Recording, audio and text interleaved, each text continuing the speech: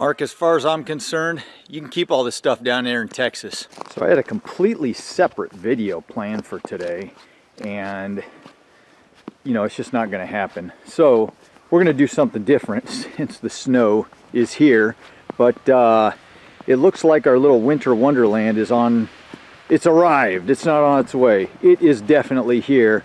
We're already about an inch, some places 2 inches deep here on some of these rhodey leaves you can see.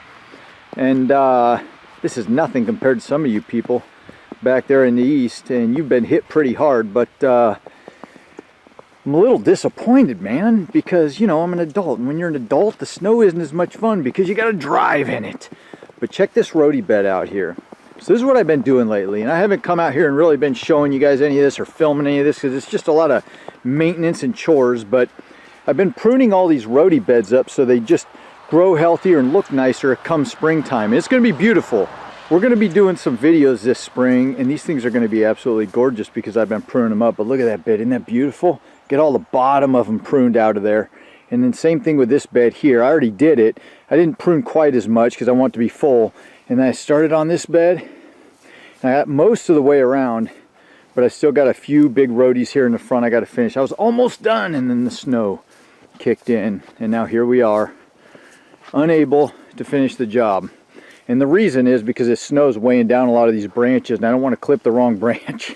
But you can see what I did. I got all throughout here, and I trimmed up a lot of stuff through it. I pulled so much out of there, it's absolutely crazy. You couldn't even see through there before, down in here, and I've just pruned it all way back. But it'll make these beds grow healthier. So here's my little burn pile back here, and you can see how much I've got. This is about 4 foot by probably 6 foot and 6 foot deep, just full of nothing but rhododendron branches. I have brought cart after cart after cart of these things and piled it up. What I really need is a chipper shredder, a small one, to manage all this, and it could go right back on the beds, but this is what I got for now. So you Canadians are struggling right now, man. I'm looking at -20 temps down there, or up there. Holy buckets, I can't even imagine. -20, it's still just barely under 32 here, Fahrenheit. Henry's happy, but it's pretty darn cold, man. So like I said, I did have a completely different video made for you guys today. Well, maybe it'd be yesterday when I posted it. No, yesterday, tomorrow. I can't go back in time. Anyway, sometimes when I'm talking and I'm thinking at the same time, it doesn't come out all right. But I had a completely separate video.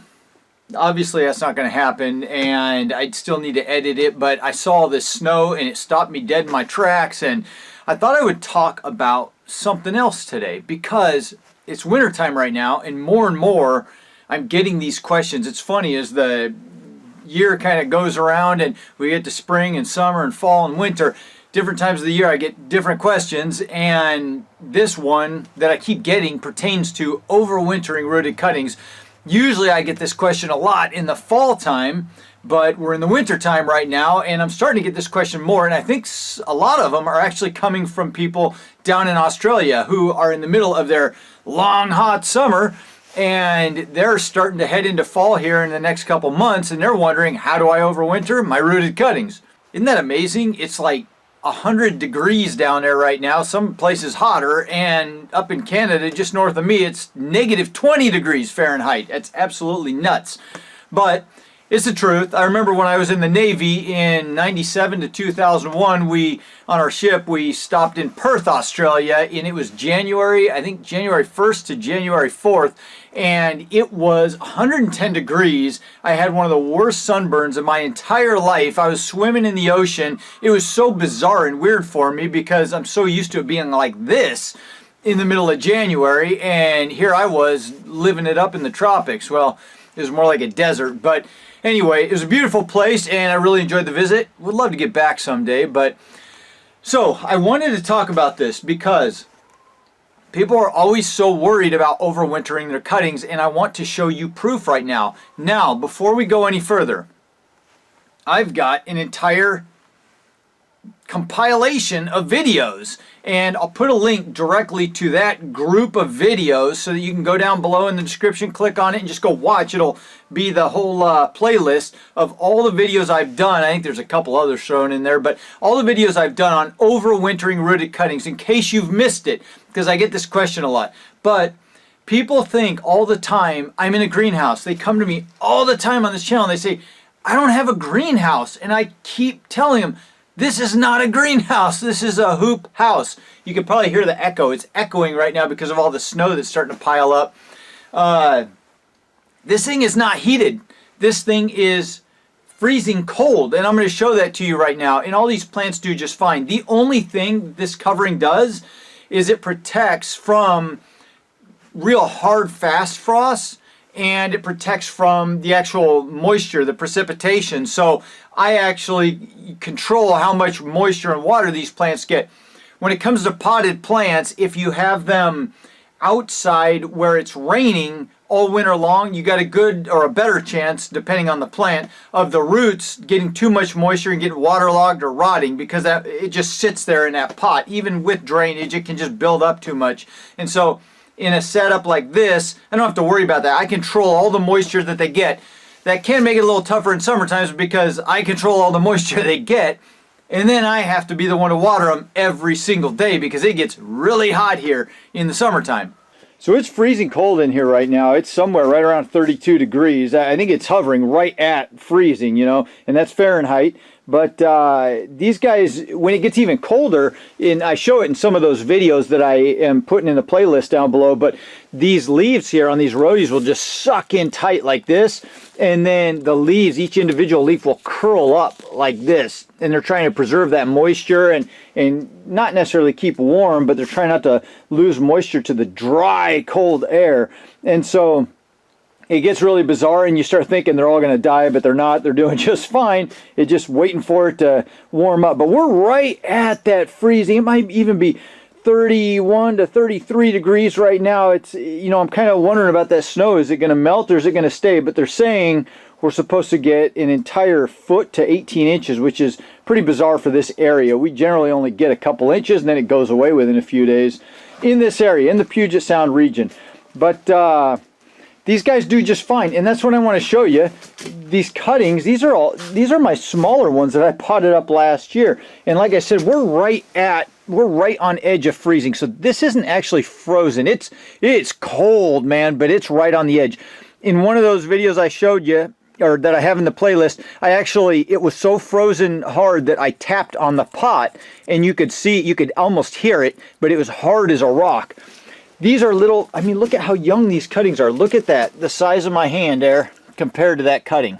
Look at that little guy. That's a shamrock. It's got green flowers. Well, yellowish green, kind of bizarre, but look how tiny that little guy is, and it's going to bounce back and do just fine. Not a problem at all. All these cuttings are going to do just fine in the cold. All this hoop house does is protect against the fast frosts that come, that, you know, when you go from warmer temps to boom, freezing overnight, it kind of protects a little bit from that. I mean, look at this. I got holes. This stuff's, what is this? It's 11, almost 12 years old. This summer, this plastic will be 12 years old. It's 4-year plastic. I got holes all along this thing where I tie it up in the summer. Snow coming in on the plants there, and they're just fine. There's nothing greenhouse about this.